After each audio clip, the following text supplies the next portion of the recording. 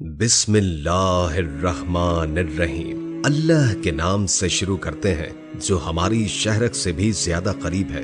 السلام علیکم پیارے اسلام کے پیارے پیارے دوستو، آج ہم آپ کی خدمت میں ہمیشہ کی طرح ایک دلچسپ اور سبق آموز قصہ لے کر حاضر ہوئے ہیں۔ بہت مدتوں پہلے کی بات ہے کہ شام ملک میں ایک نیک دل بادشاہ رہا کرتا تھا۔ اس کی رعایا اس سے بہت خوش تھی۔ بادشاہ کو پھول اور پودے بہت پسند تھے۔ اس نے اپنے محل میں بہت بڑا شاہی باغ بنا رکھا تھا۔ وہ روز مغرب کی نماز کے بعد اپنے باغ میں جایا کرتا تھا۔ ایک دن بادشاہ اپنے باغ سے واپس آیا اور عشاء کی نماز پڑھ کر سو گیا۔ اس نے خواب میں دیکھا کہ آسمان سے 4 پریاں اتر رہی ہیں۔ ان میں سے ایک پری نے اپنے ہاتھ پھیلائے اور زمین سے سونے کا ایک تنا اگ گیا۔ پھر دوسری پری نے ہاتھ پھیلائے اور اس تنے پر چاندی کی شاخیں لگ گئی۔ پھر تیسری پری نے اپنے ہاتھ پھیلائے اور ان شاخوں پر ہیرے کے پتے لگ گئے۔ اس خوبصورت سونے چاندی کے بنے درخت کو دیکھ کر بادشاہ حیران رہ گیا۔ اچانک ان میں سے ایک پری سیب بن گئی اور اس درخت پر ایک عجیب قسم کا جانور آ کر بیٹھ گیا۔ اس جانور نے وہ لال رنگ کا سیب کھانا شروع کر دیا۔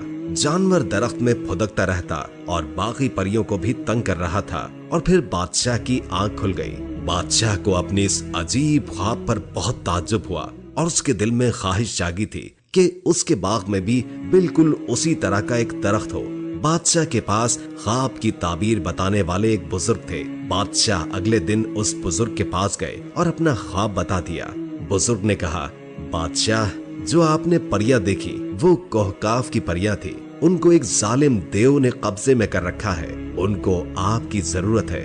بادشاہ نے اپنے تمام سپاہی اکٹھے کیے اور کہا کہ جو اس دیو سے پریوں کو چھڑا کر لائے گا اسے میں اپنی آدھی سلطنت دے دوں گا۔ سلطنت کی لالچ میں ہر کسی نے اپنی ایڑی چوٹی کا زور لگا دیا، لیکن سب ناکام ہو کر لوٹے۔ بادشاہ کا ایک وزیر بھی تھا۔ بادشاہ کو اس وزیر پر بہت اعتماد تھا۔ اس نے بادشاہ سے اجازت مانگی کہ اسے اس کام کے لیے بھیجا جائے۔ بادشاہ مان گیا۔ اب وزیر کوہکاف کی طرف نکل پڑا۔ وہ جنگل میں سے گزر رہا تھا کہ اچانک اسے ایک زخمی شخص نظر آیا۔ وزیر نے اس زخمی شخص کی مدد کی اور اس کی مرہم پٹی بھی کی جو وہ ساتھ لایا تھا۔ زخمی شخص نے اس کا شکریہ ادا کیا اور اس سے پوچھا کہ وہ کہاں جا رہا ہے۔ وزیر نے سارا قصہ بیان کر دیا۔ زخمی شخص نے کہا کہ وہ دیو بہت خطرناک ہے۔ میں ایک ذکر جانتا ہوں جو تمہارے کام آ سکتا ہے۔ اس ذکر کو پڑھ کر تم جانوروں سے باتیں کر سکو گے۔ زخمی شخص نے وزیر کو ایک منتر سکھا دیا اور پھر وہ اپنی راہ کو نکل گیا۔ وزیر کچھ ہی دور گیا تھا کہ اسے 2 مچھلیاں تالاب کے باہر پڑی نظر آئیں۔ ایک مچھلی نے کہا کہ اے آدم زاد، ہماری مدد کرو، ہم مر رہی ہیں۔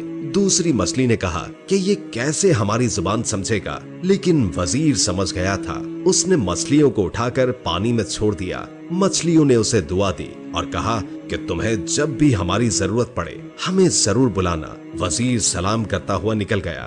وہ اپنی منزل کی طرف روانہ تھا جب کسی کی آواز سن کر رک گیا۔ اس نے سنا کہ چیونٹیوں کی رانی اپنے لوگوں کو بھاگ جانے کا کہہ رہی ہیں۔ جلدی ہٹ جاؤ، یہ آدم ذات ہمیں ختم کر دے گا۔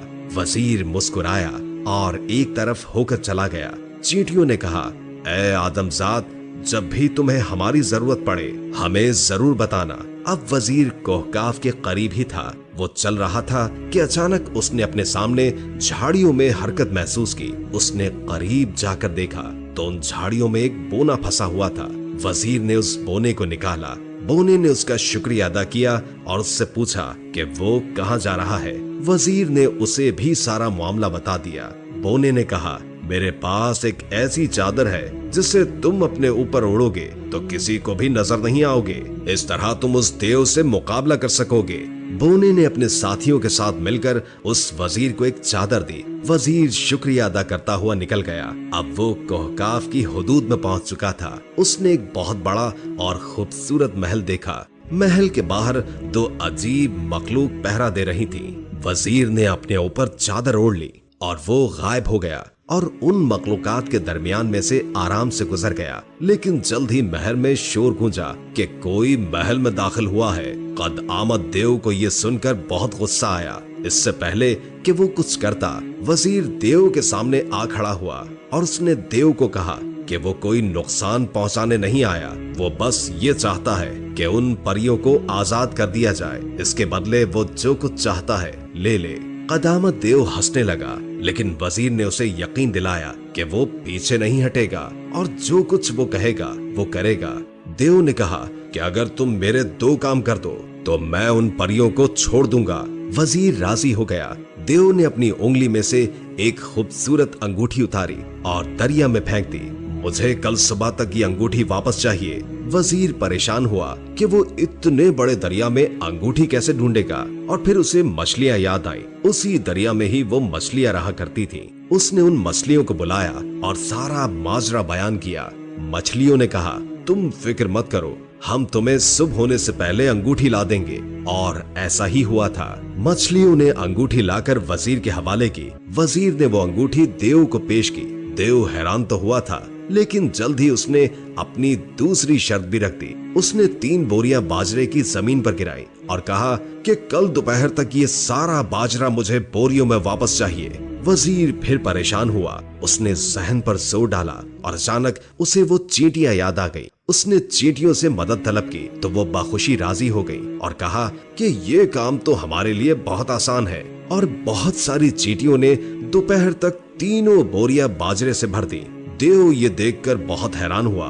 वजीर ने कहा कि मैंने तुम्हारी शराइत पूरी की और अब उन परियों को जाने दो।